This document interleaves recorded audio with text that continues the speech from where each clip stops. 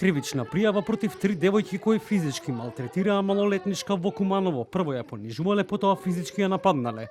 Основното јавно обвинителство Куманово поведе постапка против една 18-годишна девојка, а за две малолетнички на возраст од 15 и 14 години е поднесено барање за поведување подготвителна постапка до судијата за деца при Основниот суд во Куманово, бидејќи заедно учествувале во дејствија на кривично дело насилство.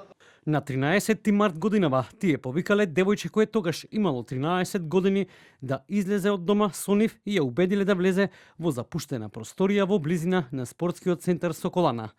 Таму жртвата грубо ја навредувала и физички ја нападнале, удирајќи ја по лицето и телото. Насилството го снимале со телефон, а на нападнатото девојче му се заканиле по живот доколку каже некому за настанот. Јавното обвинителство веднаш по објавата на видеото на социјалните мрежи преседе дејствија за обезбедување докази, а за полнолетната осомничена достави и предлог за определување мерки на предпазливост до надлежниот суд, задолжително јавување во судот, привремено одземање на патната исправа и забрана за приближување и воспоставување контакти со жртвата. Психолозите велат дека алармот е одамна вклучен, но дека потребно е посериозен пристап во разрешување на ваквите насилства. Посочуваат дека потребно е да се размисли во која насока повозрастните влијаат врз малолетните и како општеството стана огледало во кое се отсликуваат контурите на возрастните. Сите ние возрастните сме одговорни каква ни е младината.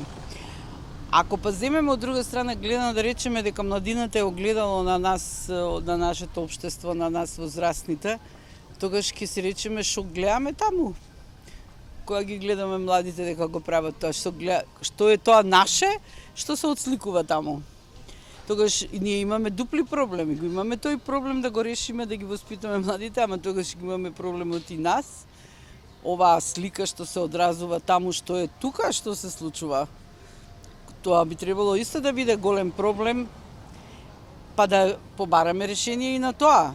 Што нас не се случува, што ние проектираме, што оддаваме од себе си за да создадеме таква младина која не е емпатична, која не сочувствува, која емоционално не доживува какви повреди нанесува, која размислува за популарноста и за лајковите, а не за човечкото страдање на што го нанесува.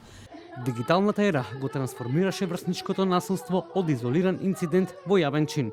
Психолозите и социолозите велат дека без системска интервенција ваквите инциденти ќе продолжат да ја потресуваат јавноста, оставајќи трајни последици врз менталното здравје на младите генерации. Врсничкото насилство помеѓу малолетниците стана алармантна тема. Се почестите физички пресметки, каде што впрочем се употребува и нож, буди сериозен страв кај јавноста. Психолозите велат дека потребно е сеопфатна анализа каде што ќе се прашаат сите страни, а најмногу оние кои што вршат насилство, со цел да се дојде до конкретно решение и да се намалат ваквите настани кои што добиваат широка димензија во јавноста.